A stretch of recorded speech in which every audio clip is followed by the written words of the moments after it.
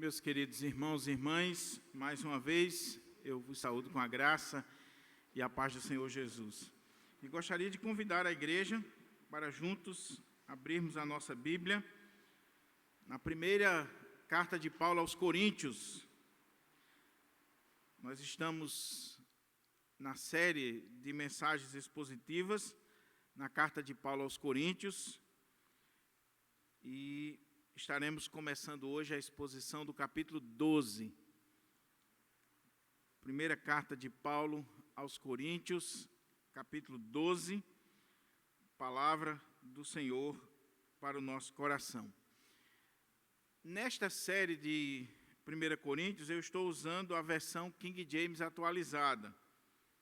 Não estou usando a ARA, que é a versão padrão da nossa igreja, mas os irmãos já viram que é uma questão só de estilo do português, não muda o sentido. Então, 1 Coríntios, capítulo 12, agora pela manhã nós estaremos considerando, com a graça de Deus, os versos 1 ao 3. E à noite, na próxima mensagem, nós vamos considerar do verso 4 ao 11, e domingo que vem, se o Senhor nos permitir, estaremos concluindo o capítulo 12, em nome de Jesus. Então, primeira carta de Paulo aos Coríntios, capítulo 12, verso 1 ao 3. Diz assim a palavra do Senhor. A respeito dos dons espirituais, não quero, irmãos, que tenhais desconhecimento. Sabeis que quando éreis pagãos, de uma maneira ou outra, fostes fortemente atraídos para os ídolos mudos. Portanto, eu vos afirmo que ninguém que fala pelo Espírito de Deus pode dizer, maldito seja Jesus. Da mesma forma, ninguém pode declarar, Jesus é Senhor, a não ser pelo Espírito Santo. Vamos orar mais uma vez, vamos pedir ao Senhor que nos ajude, nos oriente e nos abra a porta à palavra, em nome de Jesus. Pai querido,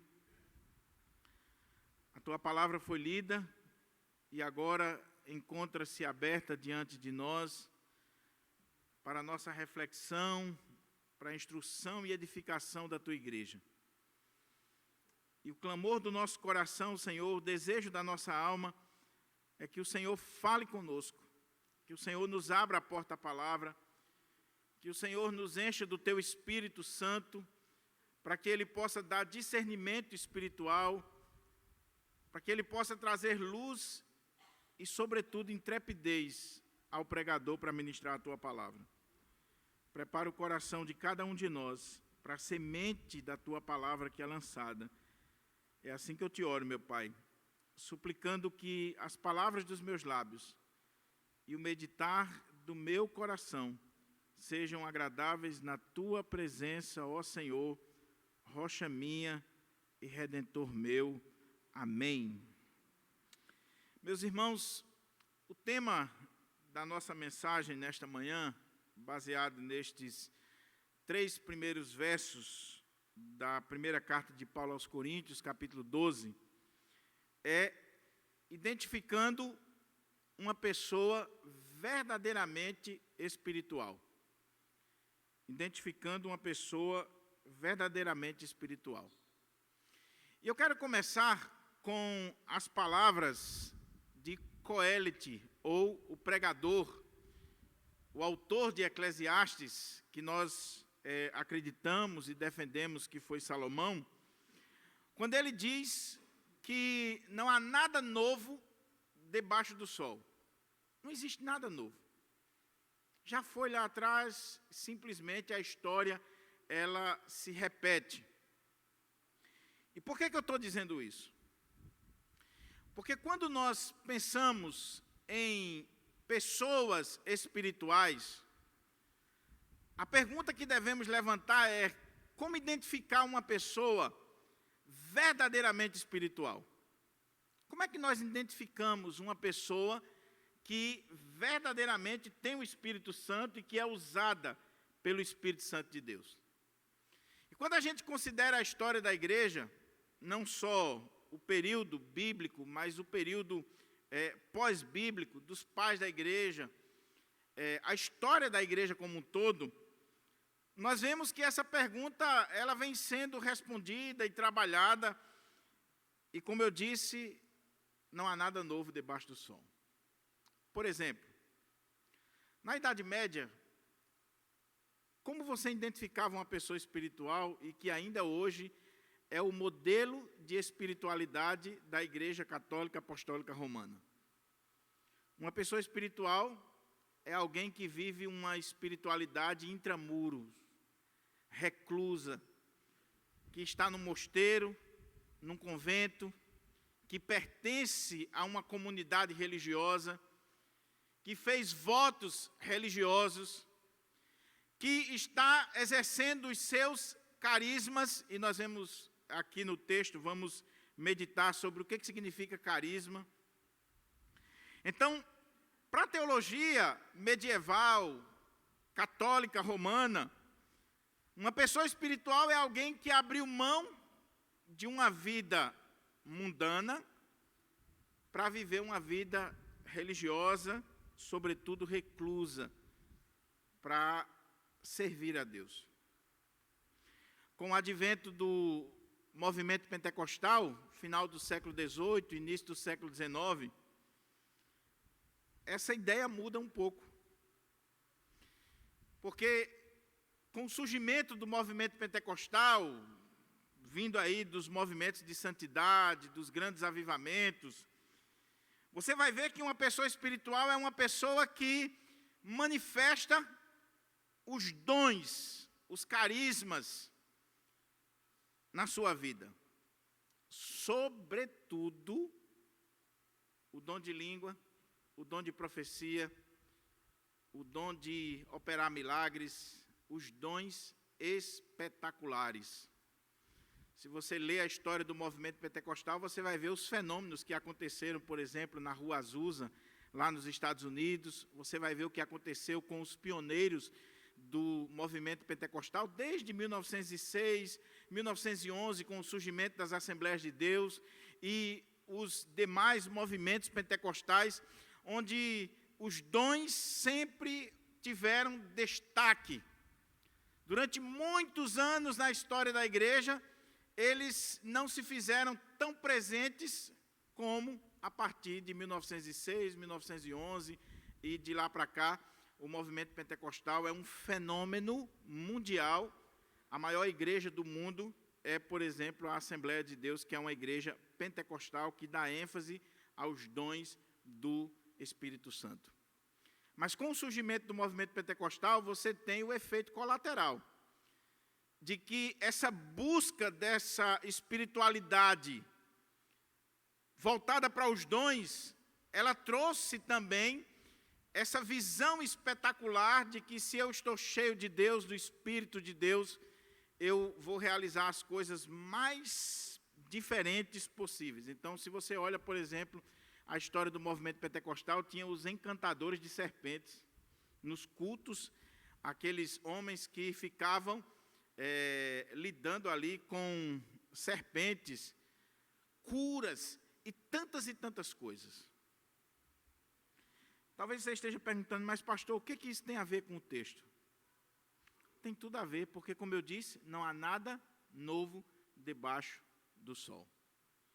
Quando nós pensamos em uma pessoa espiritual hoje, por causa de toda essa cultura que adentrou principalmente no Brasil, tendo em vista que a maior denominação no nosso país é uma denominação pentecostal, nós pensamos em alguém espiritual, alguém que fala línguas, alguém que profetiza, alguém que estende o paletó e o povo cai pelo poder do Espírito, alguém que sopra e as multidões recebem o Espírito, e tantas coisas.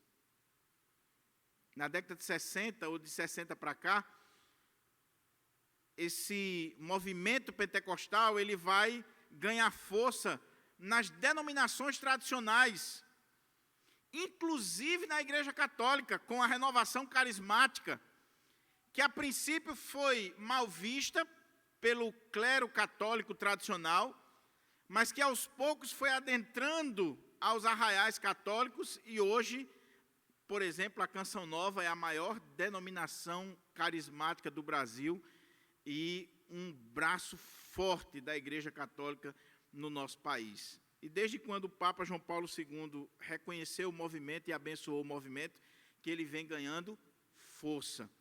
As igrejas tradicionais do mesmo jeito. Igrejas presbiterianas, batistas, luteranas, igrejas episcopais, tiveram que lidar com o tema. E viram os seus rebanhos serem divididos. Porque pessoas começaram a dizer, eu recebi o batismo com o Espírito Santo, eu falo línguas, eu profetizo.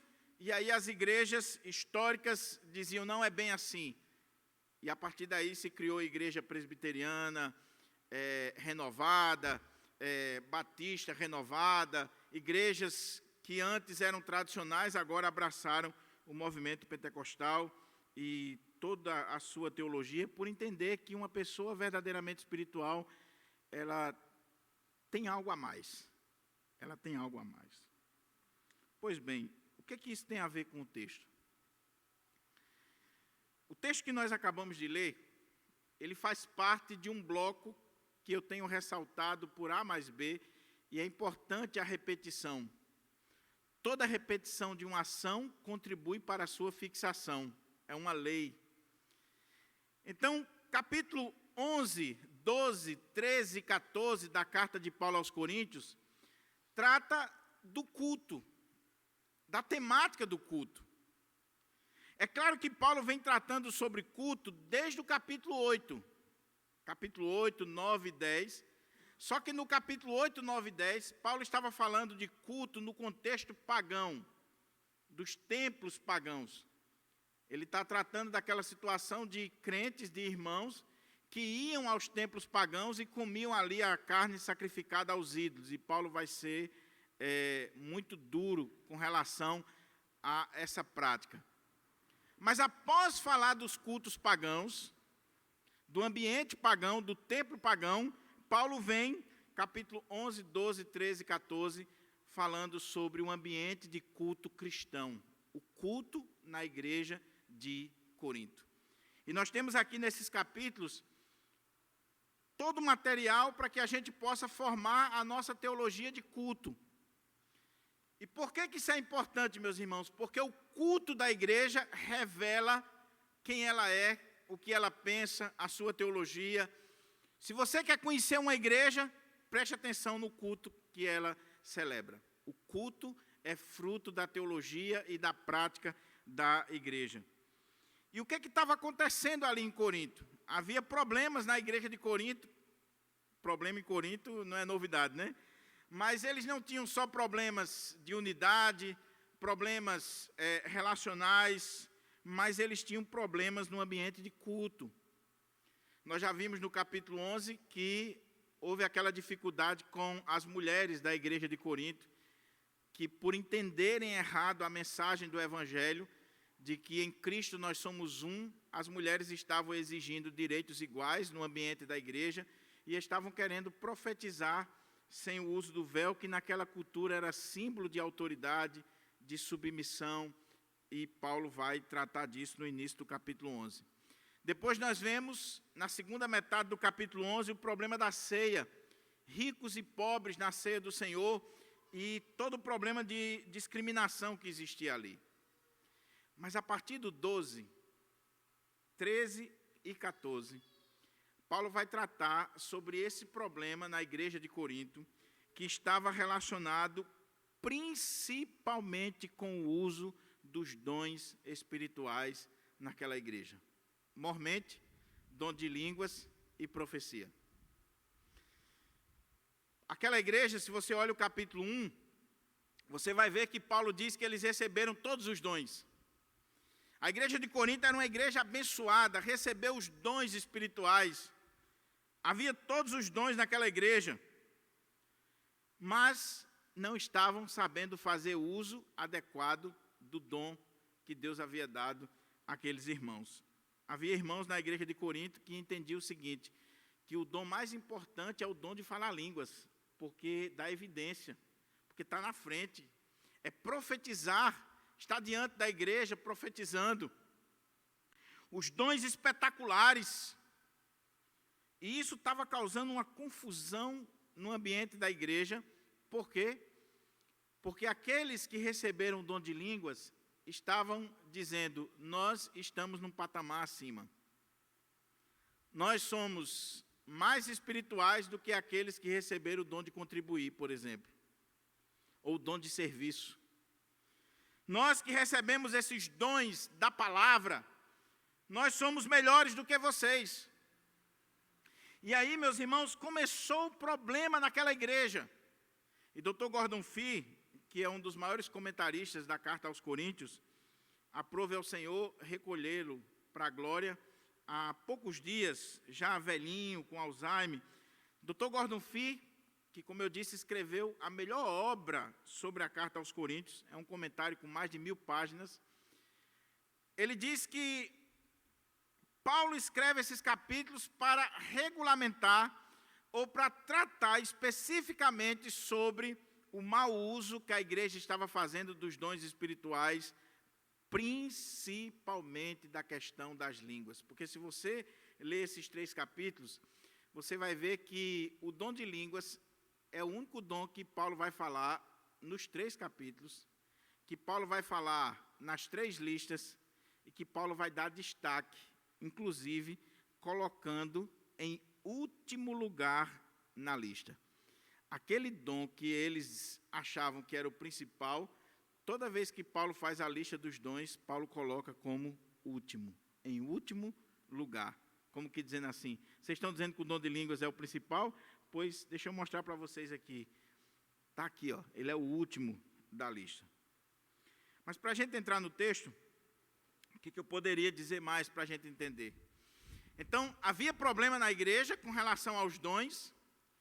O culto na igreja de Corinto estava se tornando uma bagunça, porque as pessoas, por não terem a Bíblia, lembre-se, meus irmãos, eles não têm Bíblia nessa época. O culto não era como nós estamos fazendo aqui nesta manhã, onde nós temos a Bíblia, um pastor ali expondo a palavra. O culto era feito, e naquele período você tinha os profetas que se levantavam, traziam uma palavra da parte de Deus para a igreja, expunham o Velho Testamento, mas recebiam mensagens extemporâneas da parte de Deus para o povo, e as pessoas se levantavam e falavam línguas. Outros interpretavam, no caso de Corinto, parece que não estava tendo interpretação, e o culto era essa coisa mais dinâmica, só que estava se tornando uma desordem, uma bagunça, a ponto de muitas pessoas falando língua no culto, quem passava achava que estava havendo um problema ali, que estava todo mundo doido, e por aí vai. E aí Paulo, ele vai escrever para chamar a casa à ordem. Capítulo 12, ele começa a falar dos dons espirituais. E ele faz uma lista dos dons. E é claro que essa lista aqui não é exaustiva.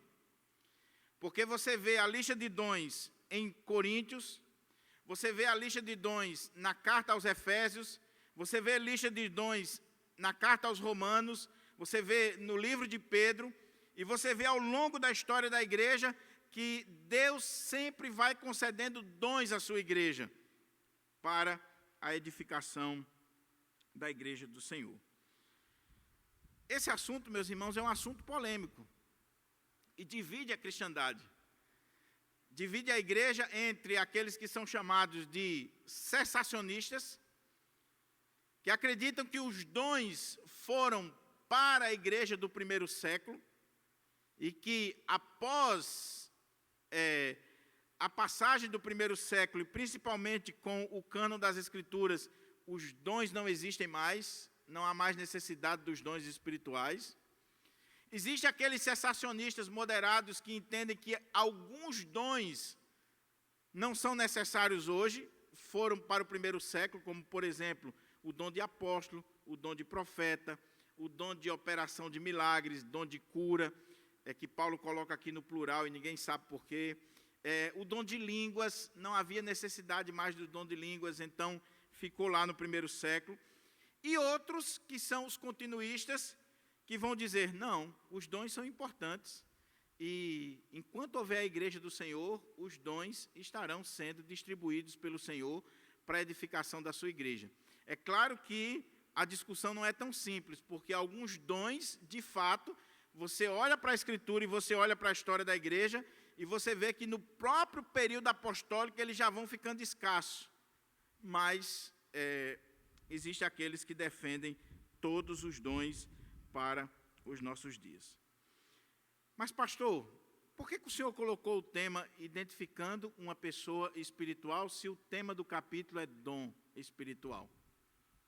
Aí eu chamo a sua atenção para o texto, para a gente expor em nome de Jesus. E é um texto difícil, polêmico, é um texto que você vai ver aqui a complexidade dele, mas ao mesmo tempo é atual, é relevante para a nossa vida.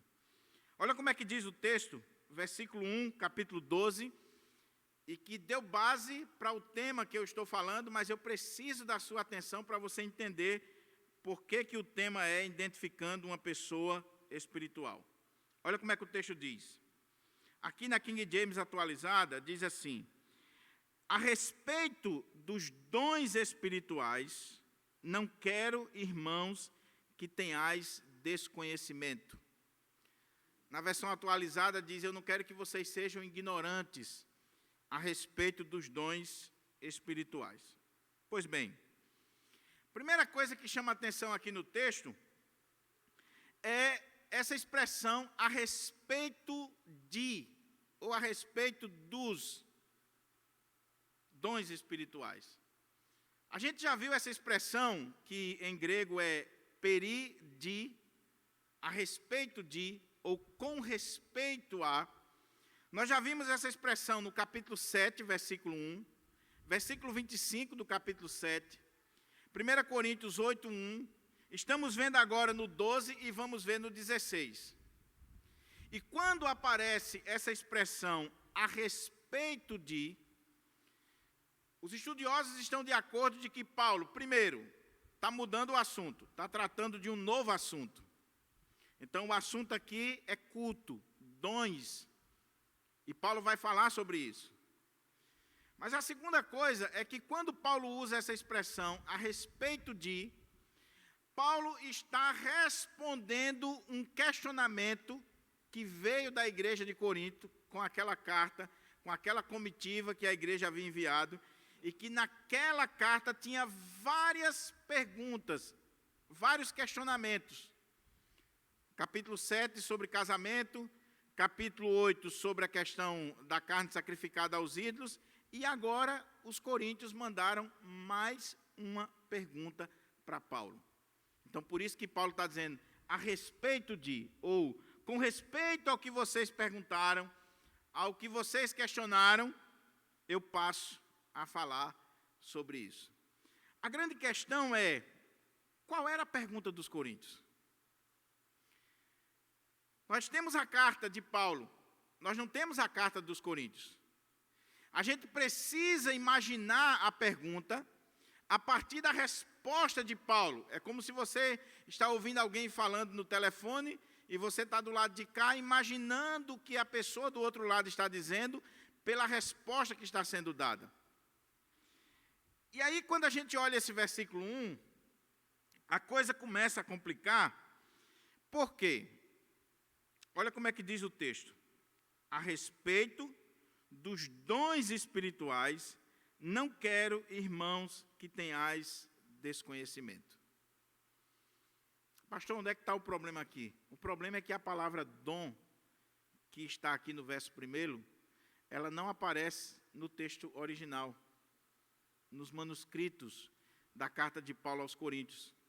Se você tem a NVI, por exemplo, a NVI já joga uma nota de rodapé para explicar que no texto original que Paulo escreveu, não tem a palavra dom. E se você tirar a palavra dom, tira aí a palavra dom do texto. Vamos ler sem a palavra dom? A respeito dos espirituais, eu não quero que vocês sejam ignorantes. Causou algum problema tirar a palavra dom? Não. A questão é, e aí? Quem está com a razão? E como eu disse, é um texto complexo e eu preciso colocar essas questões para os irmãos para que a gente possa entender o texto, a palavra de Deus. E quando a gente lê a palavra de Deus, a gente tem que ler com seriedade, buscando entender, buscando do Senhor aquilo que Ele tem para nós. Eu vou seguir a linha de que aqui nesse texto, versículo 1 ao 3, Paulo ainda não está falando dos dons espirituais. Ele vai falar de dons a partir do verso 4. Olha como é que diz aí o verso 4. Existem diferentes tipos de dons. Verso 4, sim. Tem a palavra dom, que inclusive a palavra é diferente da que é utilizada no início. Então eu vou seguir a linha de estudiosos como F.F. Bruce, o Dr. Augusto Nicodemos e o próprio reverendo Itamir Neves, da Transmundial, no seu comentário. Esses estudiosos seguem a linha de que, nos 3 primeiros versículos, Paulo ainda não está falando de dons. É claro que uma coisa vai estar ligada à outra, porque quando ele está falando dos espirituais, ele está falando dos espirituais que faziam uso dos dons. Mas aqui ainda não é dom. E por que a gente chega a essa conclusão? Porque um texto, ele tem que ser interpretado dentro do seu contexto. Quando a Sociedade Bíblica do Brasil e as traduções que nós temos em português traduziram o versículo 1 colocando a palavra dom, eles não estão sendo irresponsáveis, meus irmãos. Por favor, preste atenção nisso aqui. É que havia a necessidade de colocar a palavra dom para fazer com que esse texto do verso 1 ao 3, ele possa estar de acordo com todo o capítulo. No capítulo 12, Paulo está falando de quê? De dons. Então, a comissão que traduziu o capítulo 12, quando olhou para o versículo 1, disse, não, espera aí, o assunto do capítulo 12 é dom. Então, a palavra que está faltando aqui é dom. E se a gente colocar dom, vai fazer sentido. E faz sentido. A respeito dos dons espirituais, eu não quero que vocês sejam ignorantes. Faz sentido dentro do contexto maior. Agora, existe uma regra hermenêutica, que nós não podemos interpretar o texto sem o seu contexto, principalmente o contexto imediato. E quando a gente lê o texto de forma bem simples, versículo 1, 2 e 3, você vê que nesse primeiro momento Paulo está falando de pessoas. Vamos ler o texto agora, depois que eu coloquei essa questão? A respeito dos espirituais, eu não quero, irmãos, que tenhais desconhecimento. Aí veja como ele está falando sobre pessoas e não sobre dons agora. Sabeis que quando eres pagãos, como é que ele está falando de dom no verso 1 e no verso 2 ele está falando de quando vocês eram pagãos? Sabeis que quando eres pagãos, de uma maneira ou outra fostes fortemente atraídos para os ídolos mudos. Portanto, eu vos afirmo que ninguém que fala pelo Espírito de Deus pode dizer, maldito seja Jesus. Da mesma forma, ninguém pode declarar Jesus é Senhor, a não ser pelo Espírito Santo. Você viu como faz sentido não colocar a palavra dom nesse primeiro momento? Porque o contexto imediato, os 2 primeiros versos seguintes, eles estão falando de pessoas e não de dons ainda. Somente a partir do versículo 4 é que Paulo vai falar de dons. E a palavra que ele vai utilizar no versículo 4 não é a mesma que é utilizada aqui no versículo 1. Mas você diz assim, pastor, então por que se chegou a essa confusão toda? É porque a palavra que é utilizada aqui, a respeito dos espirituais, a palavra espiritual em grego é pneumatikon. Pneumático. E essa palavra, ela tanto pode ser neutra como masculina. Ela tanto pode ser traduzida no neutro como no masculino. Se eu entender que aqui no texto a palavra deve ser traduzida no neutro, eu vou dizer que Paulo está falando dos dons espirituais. Ou, como alguns teólogos preferem, Paulo está falando da ação do Espírito, não especificamente dos dons no primeiro momento, mas da ação do Espírito. Se eu entender que a palavra espiritual aqui, pneumatikon, ela está no masculino, ela pode ser traduzida no masculino, então Paulo está falando dos espirituais. E como eu disse, eu vou seguir essa linha, mesmo sendo uma linha que poucos estudiosos no Brasil seguem, mas após ler, ponderar, ouvir pastores, ler os comentários, eu entendo que essa linha faz sentido e faz jus ao contexto imediato, que é o verso 1 e 2. Pois bem, superado isso, Paulo está falando dos espirituais, nesse primeiro momento. Quem eram os espirituais? Se você olha o capítulo 2, verso 13, versículo 15, capítulo 3, verso 1, capítulo 12, capítulo 14, verso 1, Paulo está falando de um grupo que os estudiosos dizem que existia na igreja de Corinto, chamado de os espirituais de Corinto. E esse grupo era assim chamado, e em alguns momentos Paulo trata de forma positiva, mas em muitos momentos de forma negativa. Esse grupo é o grupo que dava ênfase aos dons, principalmente ao dom de línguas e ao dom de profecia, como eu disse. Basta você ler aqui os 3 capítulos para você entender. E aí eles estavam tomando conta da igreja. Eles estavam com essa espiritualidade super exacerbada. Eles se achavam super espirituais, porque já estavam falando na língua dos anjos, já estavam num nível superior, e olhavam para os demais irmãos como que esses irmãos fossem de um nível inferior. E aí Paulo vai ter que chamar a atenção desses irmãos para o que é verdadeiramente uma pessoa espiritual. Talvez a pergunta da igreja de Corinto foi: Paulo, como identificar uma pessoa espiritual? Paulo, porque nós estamos com um problema aqui. Nós precisamos entender o que é ser espiritual e nós precisamos entender o uso correto dos dons espirituais. Então, num primeiro momento, Paulo vai tratar sobre o que é a pessoa espiritual e no segundo momento ele vai tratar sobre os dons espirituais. E o que é interessante, meus irmãos, é que quando você lê os 3 capítulos, Paulo vai colocar em ordem a questão do que é ser espiritual, e nós vamos ver que tem pelo menos 2 princípios aqui. Um que a gente vai ver agora e outro que vai ver no capítulo 13, que é o capítulo do amor. Que Paulo vai dizer: você quer saber o que é uma pessoa verdadeiramente espiritual? Você quer saber se uma pessoa realmente tem o Espírito de Deus e ela de fato é alguém espiritual? Não são os dons que elas manifestam, principalmente o dom de línguas, mas se ela ama.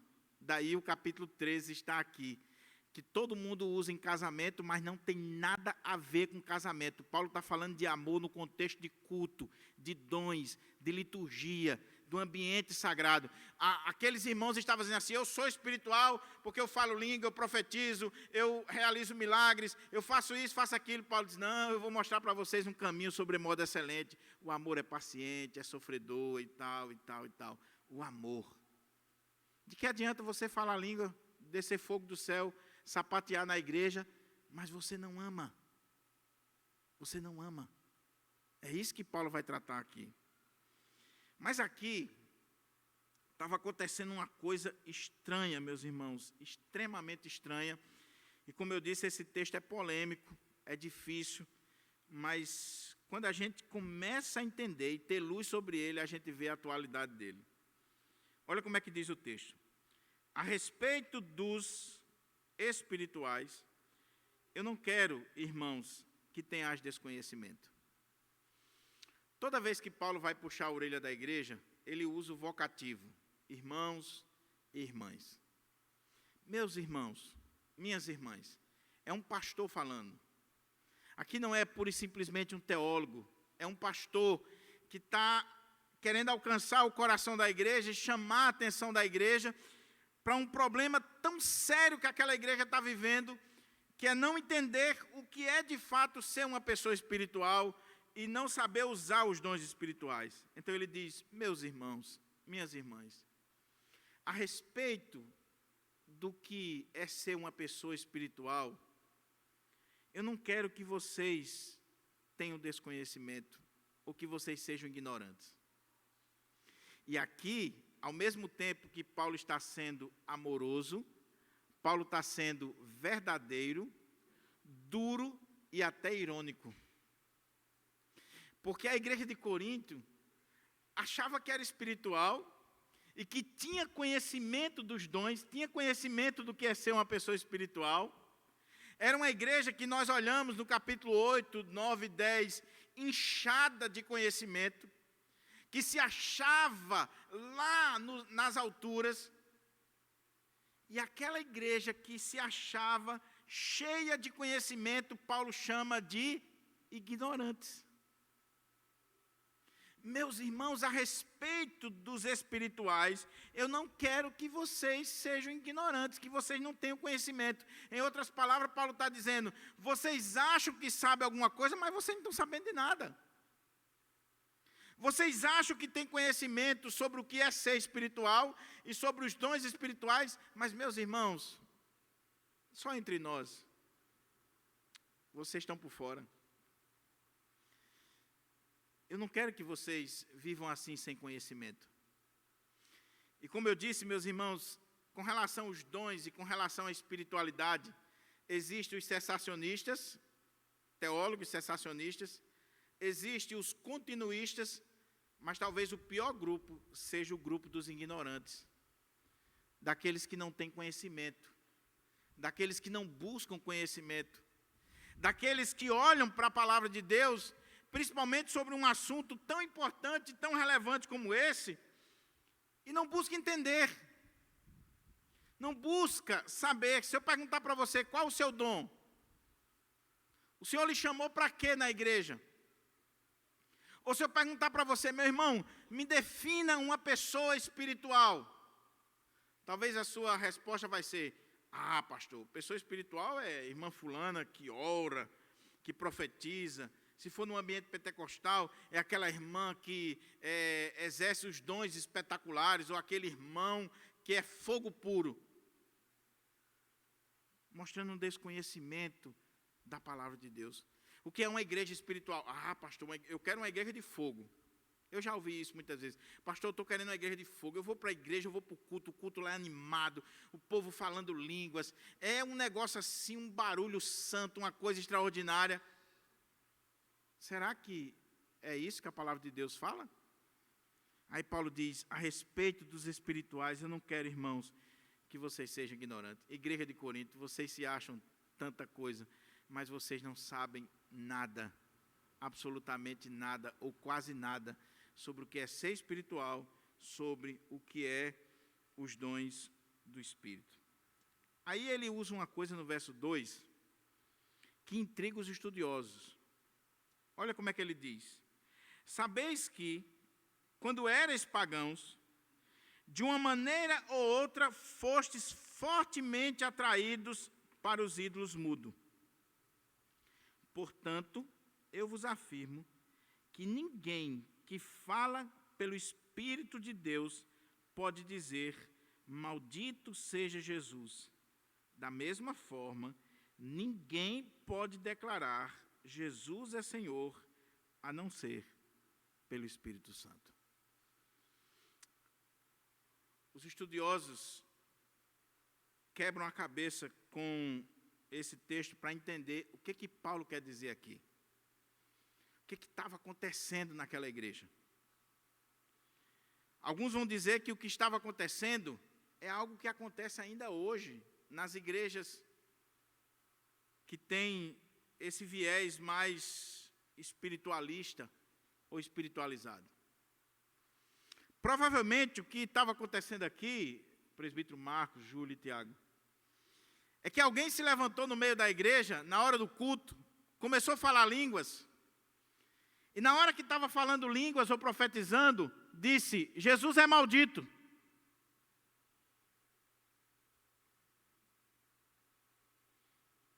Há relatos de pessoas falando línguas estranhas e muitas vezes dizendo palavrões. Dr. Russell Shedd, uma vez em uma conferência, ele falou que em uma região que ele foi, houve um fenômeno, uma pessoa se levantou e começou a falar língua estranha na igreja, e todo mundo vê isso como um sinal de super espiritualidade, né? E a pessoa ficou falando. E na hora que ela estava falando, um pastor disse assim: deixa ela falar. Quando ela terminou, o pastor disse assim: você entendeu o que você falou? Não. Você estava falando na língua tal, e você estava dizendo palavrões, e você estava blasfemando do nome de Deus.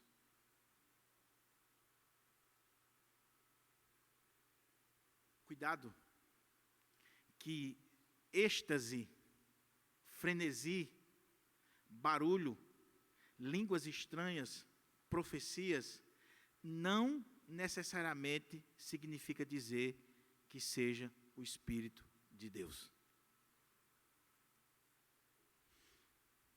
E se for esse o sentido, meus irmãos, o texto, ele precisaria ser impresso nos jornais amanhã de manhã. Porque o que Paulo está falando aqui é muito sério, meus irmãos. Dá um Google aí, depois do culto. Vai lá no YouTube. Veja o que acontece em algumas igrejas, entre aspas. Gente rodopiando, gente subindo em pau de sebo, gente falando línguas estranhas e fazendo zoada de metralhadora. Alguns anos atrás, uma cantora famosa do nosso país ficou andando em cima do palco de 4 pés e falando como se fosse um leão, balbuciando, e dizendo que estava cheia do Espírito e que tinha recebido a unção do leão. Então, existem fenômenos dos mais diversos, e quando você olha o vídeo, você diz assim: qual a diferença disso aqui que está acontecendo na igreja para o que acontece, por exemplo, numa reunião de candomblé? Qual a diferença? Qual a diferença do que está acontecendo nos terreiros de macumba e o que está acontecendo em muitas igrejas evangélicas ou ditas evangélicas no Brasil?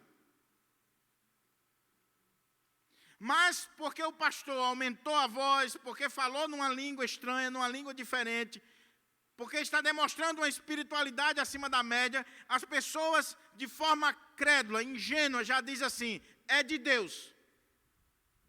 E eu quero essa igreja, porque a minha é muito fria. A minha é gelada. Nós somos sorveterianos para esse pessoal. Sabia disso? Que o nosso apelido lá fora é sorveterianos, ou católicos mansos. Porque a pessoa diz assim: eu fui numa igreja presbiteriana, e é uma igreja assim. A igreja do Pirangi, que tem um pastor assim, diferenciado, né?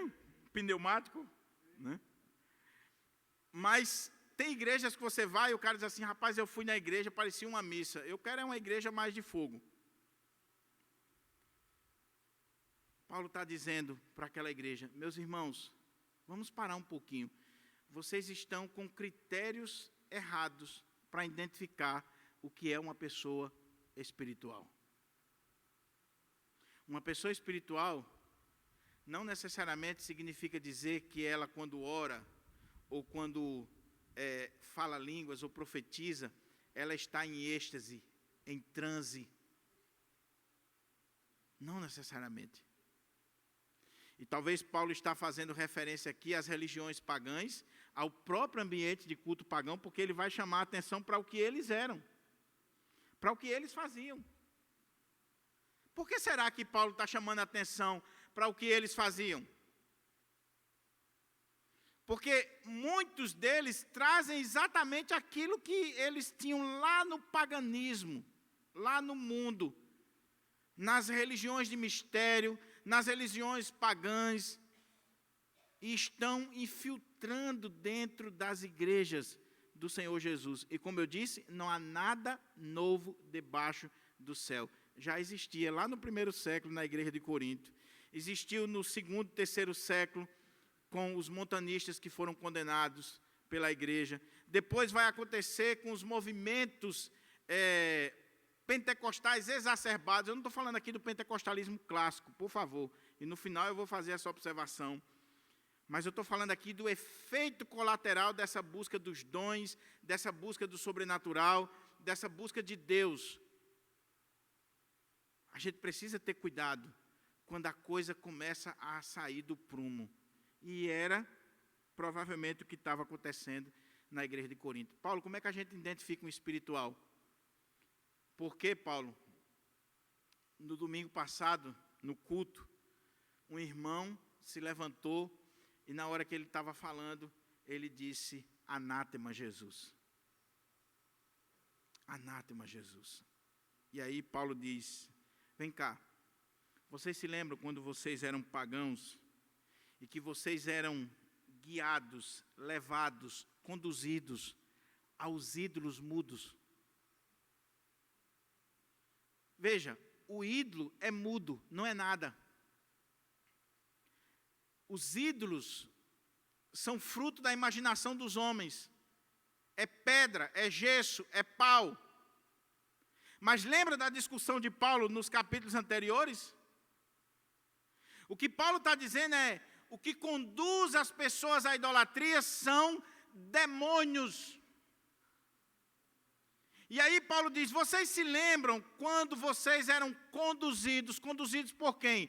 Conduzidos por demônios, porque quem conduz as pessoas à idolatria, aos ídolos mudos, são demônios. Então Paulo diz, meus irmãos, vocês se lembram quando vocês eram pagãos, e que vocês eram conduzidos aos ídolos mudos, que vocês eram fortemente atraídos, havia uma ação maligna conduzindo o povo para a idolatria. Aí ele diz, para os ídolos mudos, vocês se lembram do que acontecia lá nos templos pagãos, lá no contexto do templo pagão?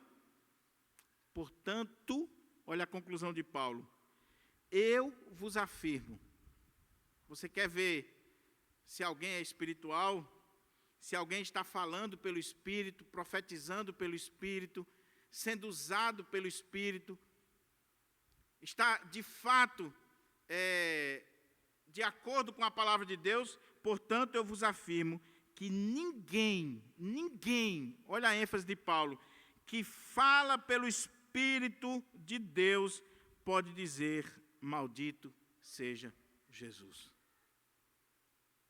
O que Paulo está dizendo é, se acontecer qualquer fenômeno na igreja, pode ser em línguas, pode ser profecia, pode estar operando sinais, maravilhas, fazendo qualquer coisa, usando os dons, entre aspas, mas se ele amaldiçoar o nome de Jesus, ele não está falando pelo Espírito de Deus. Olha o critério, olha a régua, olha o que Paulo está colocando para nós. Você quer avaliar o ministério de alguém? Você quer avaliar a espiritualidade de alguém? Você quer avaliar, de fato, se alguém está sendo usado por Deus? Veja qual a ênfase que essa pessoa dá ao nosso bendito Senhor e Salvador Jesus Cristo. O texto diz, da mesma forma, ninguém pode declarar que Jesus é Senhor, a não ser pelo Espírito Santo. E preste atenção aqui, meus irmãos, porque, como eu disse, esse texto é difícil de interpretação. Eu estou seguindo uma linha. Se você segue a linha que está tratando dos dons de modo geral, ou outra forma de ver, eu respeito, mas eu estou seguindo aqui aquilo que a minha consciência e até onde eu pesquisei, eu entendo que é o contexto. Declarar Jesus é Senhor aqui não é simplesmente falar. Declarar Jesus é Senhor aqui está falando de uma conversão genuína, verdadeira, absoluta. E que vai fazer a pessoa verbalizar que Jesus é Senhor, que é o primeiro credo da história da igreja, a primeira confissão da história da igreja é Jesus é Senhor, mas também vai fazer com que todas as suas atitudes levem o povo a glorificar ao Senhor Jesus.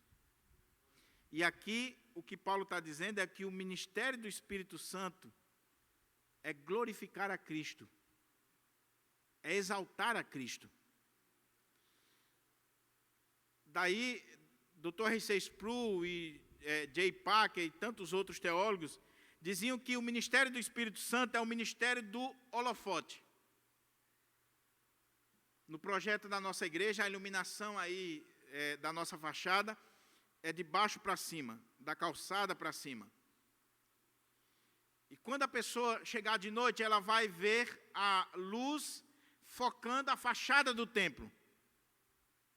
Você não olha para o holofote, você olha para o templo. A função do Espírito Santo é exaltar a Cristo, glorificar a Cristo. Essa é a obra do Espírito Santo. Daí, meus irmãos, eu concordo com o Dr. Augusto Nicodemos quando ele diz que se uma igreja está dando ênfase exacerbada ao Espírito Santo, essa igreja ela é imatura e ela não está glorificando a Cristo como deveria. Porque o próprio Espírito Santo, ele aponta para Cristo. Aponta para Cristo. O que Paulo está dizendo aqui é, vamos ver como é que essa pessoa lida com Jesus. Se ela glorifica Jesus, se ela ama Jesus, se ela reconhece Jesus como Senhor, se ela de fato está exaltando o nome do Senhor, glorificando o nome do Senhor. Então não adianta você olhar para um pregador, para um conferencista, um teólogo, um operador de sinais, de maravilhas, pura e simplesmente para os fenômenos. Fenômeno tem em todo lugar. Tem na igreja evangélica, tem nas religiões afros, tem em religiões de mistério, tem em todo lugar. Você não pode olhar para o fenômeno. Você tem que olhar para o propósito daquilo que está acontecendo. É para glorificar o nome de Cristo. A pessoa que está sendo usada e realizando este fenômeno, ela está de fato glorificando a Jesus como Senhor, não com a boca, pura e simplesmente. Porque tem muita religião aí que diz que Jesus é Senhor, mas é só da boca para fora. Existem outras pessoas, outras coisas, ídolos no lugar do Senhor Jesus. Aqui Paulo está dizendo, o critério é, a confissão do crente tem que ser, Jesus é Senhor. Jesus é Senhor. E aí, meus irmãos e irmãs, a gente pode caminhar aqui para a conclusão e para algumas aplicações para a nossa vida. O que é ser espiritual para você? Ser espiritual para você é falar línguas? É profetizar? Ser espiritual para você é ser alguém que tem uma espiritualidade ultra realizada, que você acha que já está no nível dos anjos? Ser espiritual para você tem a ver com fenômenos, com êxtase, com frenesi, com manipulação psicológica. Irmãos,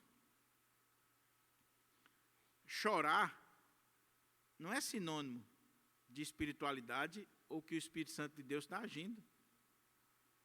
Pode ser, pode, mas não é o critério. Não é o critério. Se você for para um show de Roberto Carlos e você tiver meio sensível, quando ele cantar detalhes e o cara começar no piano lá, já era, você chora. Não tem nada a ver com o Espírito Santo, nada a ver. Nada a ver. Então, muitos pastores, muitas igrejas manipulam o povo psicologicamente, emocionalmente. Quando eu vou pregar nas igrejas que o tecladista começa a tocar, eu digo, meu querido, para ser bem educado, meu amado, rapaz, você toca muito bem, mas deixa para depois da pregação, que eu não consigo me concentrar. Mas, muitas vezes, qual é o propósito? Fundozinho musical, porque vai mexendo com as emoções do povo. E no final, o que o pastor pediu, o povo faz. Ou você nunca viu na história gente se suicidando por causa de líderes carismáticos, influentes, manipuladores. Gente que o alvo não é a glória de Cristo, é a sua glória. É a sua glória. E aí o povo está correndo porque está vendo milagre, está vendo línguas, está vendo profecia. Aí Paulo diz, meus irmãos, vocês não se lembram do paganismo, não? Vocês não se lembram quando vocês estavam lá no mundo, lá nas religiões pagãs, e vocês eram conduzidos aos ídolos mudos por demônios? Pode ser demônio, irmão. Pode ser obra maligna para confundir o povo de Deus. Então não interessa se está tendo cura, se está tendo milagre, se tem línguas, se tem profecia, se o nome de Jesus não é exaltado, não é glorificado, se ele não é o centro, pode ser demônio sim. Pode ser demônio.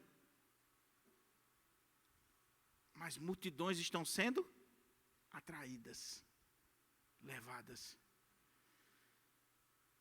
Principalmente o brasileiro, porque o brasileiro é místico por natureza. O brasileiro não gosta de pensar. Eu tenho certeza que você já está agoniado aí. O sermão está chegando a 1 hora e você já está dizendo assim, está na hora de parar, pastor. Mas se de repente batesse o pé e dissesse assim, estou vendo um anjo aqui, meu irmão, o Espírito Santo de Deus está operando, tá, pronto, já era. Pode falar 2 horas. Porque você se arrepiou, porque você sentiu algo diferente, e aí você diz, Deus está aqui.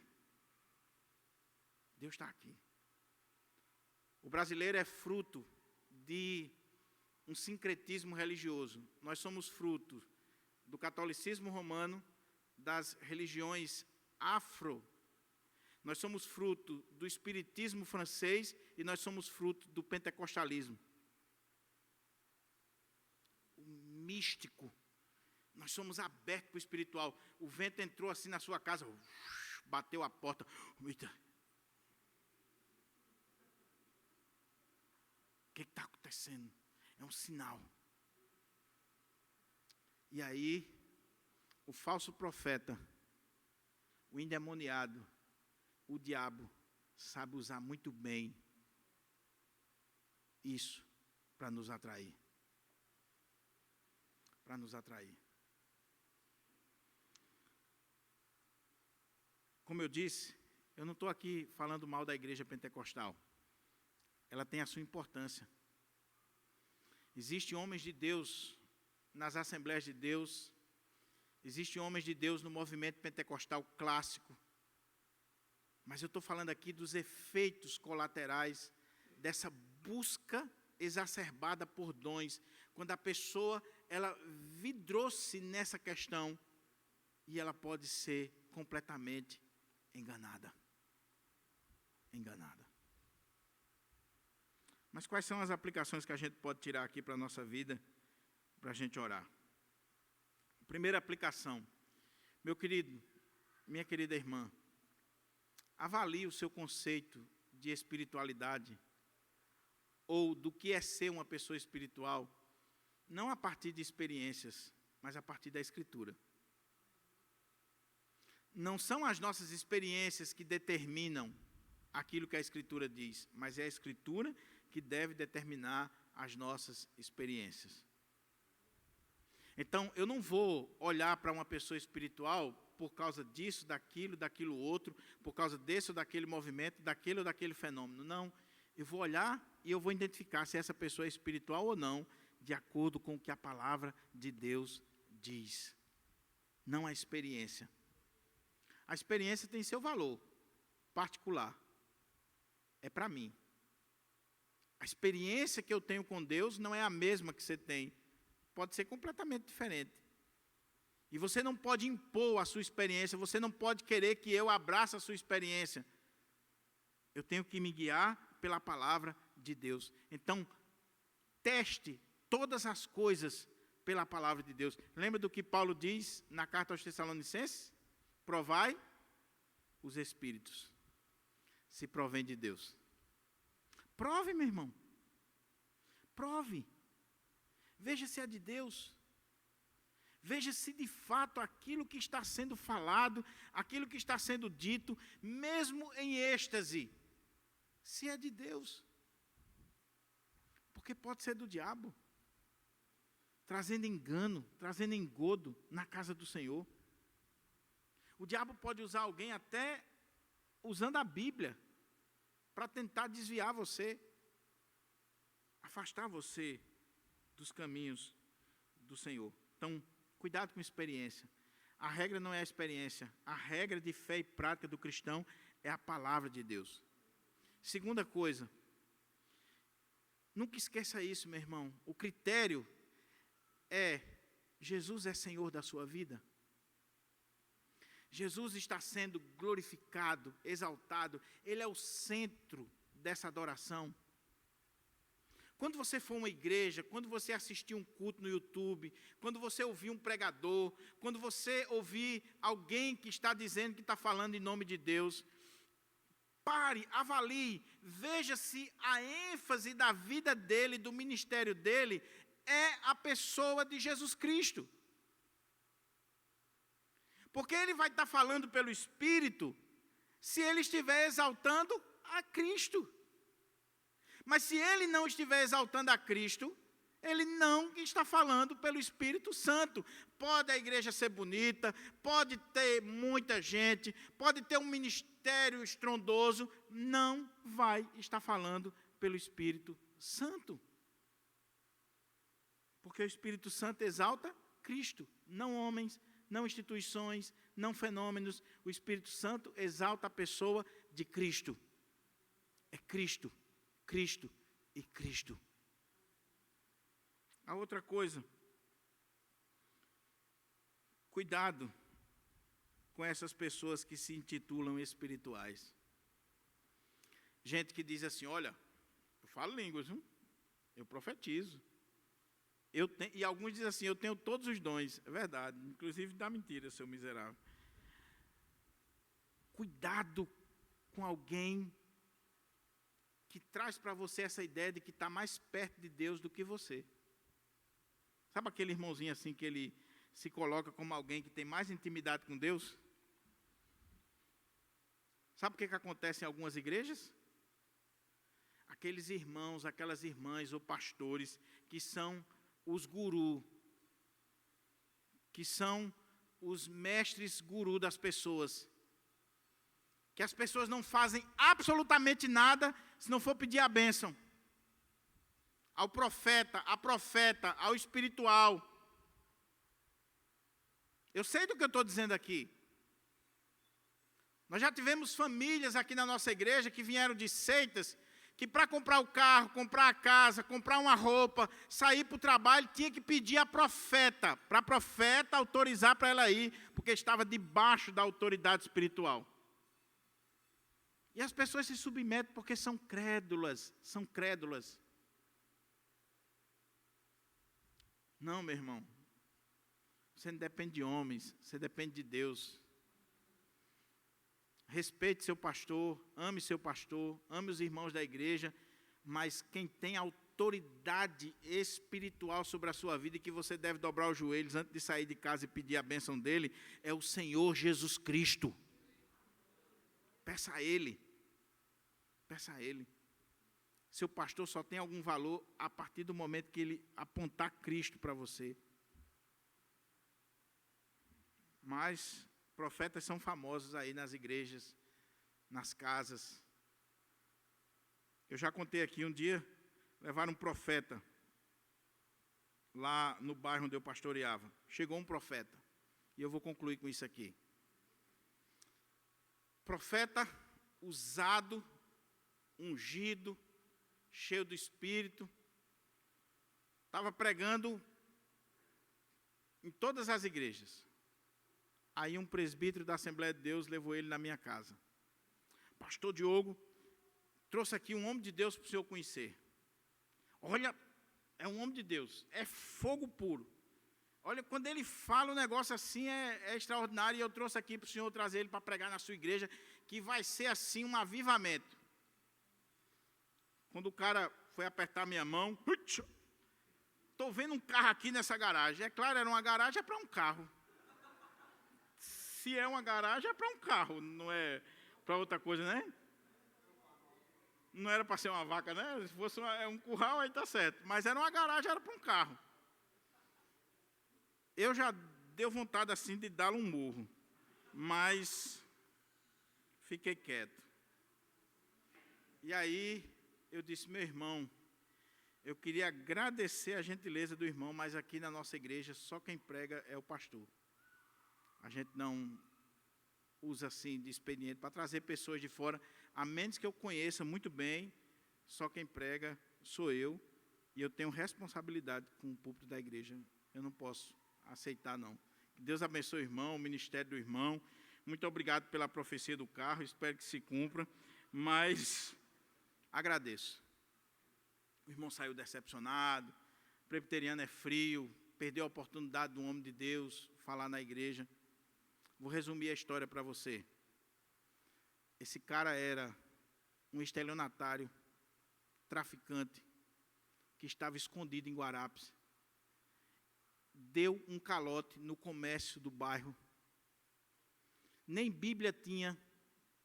Pegou uma Bíblia emprestada de um irmão, uma Bíblia grandona, porque tem que impressionar. E no dia que esse cara foi embora, ele foi na minha casa, 3 horas da manhã, bateu na janela do quarto. Eu abri a janela, ele, pastor, estou precisando de uma ajuda, porque eu preciso ir não sei aonde, não sei aonde. Eu já estava sabendo, eu fazia parte do conselho comunitário, e o conselho comunitário tinha policiais, e disse assim, pastor, aquele cara que está aqui no nosso bairro, ele está fugido de São Paulo, e a polícia vai dar uma batida nele. De alguma forma, esse cara ficou sabendo do que estava rolando, e ele sumiu. Até hoje, ele sumiu. Mas pregou, Júlio, em todas as igrejas, menos na nossa. Já pensou? Mas falava bem? É o que, Júlio? Mas falava bem, dizia o que o povo queria ouvir, impressionava as pessoas. Cuidado, meu querido. Não seja ingênuo, não seja criança, não seja infantil. Pastor Hernandes disse que um dia estava no púlpito da igreja de Vitória e o diácono chegou com um bilhetinho para ele. Quando ele leu, ele disse assim, ok, botou no bolso. O bilhetinho era de uma profeta que estava andando em Vitória, e o bilhetinho dizia assim, Deus me mandou aqui para trazer uma palavra para essa igreja. O pastor dobrou o bilhetinho e botou no bolso. Pastor Hernandes disse que quando foi para a porta da igreja, a profeta só faltou dar nele. O Senhor impediu que o Espírito Santo falasse à igreja hoje. Ele disse, o Espírito Santo falou, eu preguei a palavra, você foi que não ouviu. Mas o Espírito Santo falou. Eu tenho compromisso com essa igreja. Eu tenho compromisso com esse rebanho. E eu não posso dar a palavra a alguém desconhecido. Naquela semana, aquela falsa profeta também destruiu igrejas, dividiu igrejas, falando o que não devia nos púlpitos das igrejas. Então eu concluo com isso. Você que é pastor, cuidado com o púlpito da sua igreja. Cuidado com quem você coloca para ministrar na sua igreja. Cuidado com aqueles que estão ministrando louvor na sua igreja. Cuidado. Cuidado quando alguém se levanta dizendo que está trazendo uma palavra de Deus. Se levantar aqui, não tem problema, eu vou ouvir. Agora nós vamos avaliar pelo critério da palavra. E se não for pela palavra, cale-se, sente-se em nome de Jesus. Deus não é Deus de confusão. Como acontece em algumas igrejas. O pastor abriu a Bíblia para pregar, o irmão se levantou e disse assim, hoje quem vai falar sou eu. O pastor disse, está repreendido em nome de Jesus. Eu orei, eu me preparei para pregar, eu sou o profeta de Deus aqui para a igreja, o ministro da palavra, cale-se, Satanás. Porque o pastor viu que era o diabo querendo confundir a mente dos irmãos. E você, meu irmão, deixe de ser criança, não dê ouvido a qualquer coisa. Vá ler sua Bíblia, vá orar, vá para a sua igreja, vá para o culto de doutrina, venha para a igreja ouvir a palavra do Senhor. Deixe dessa coisa de estar correndo atrás de fogo, de espiritualidade, de monte, de não sei o quê, de estar ouvindo isso, de estar ouvindo aquilo. Hoje, sabe qual é o fenômeno hoje? Os crentes estão ouvindo os padres. Tem crente aí apaixonado pelos padres do Chapeuzão, os cantores, e principalmente o padre Fábio, em doido das meninas, né? Oh, meu querido irmão, tenha sabedoria, vá buscar a palavra de Deus, vá ler sua Bíblia, gaste-se na leitura, na meditação da palavra do Senhor, para você não ser enganado. Que Deus aplique a sua palavra no nosso coração, que a gente possa identificar um verdadeiro espiritual, por aquilo que Ele diz, que glorifica o nome do Senhor Jesus Cristo, e não a si mesmo. Vamos ficar de pé?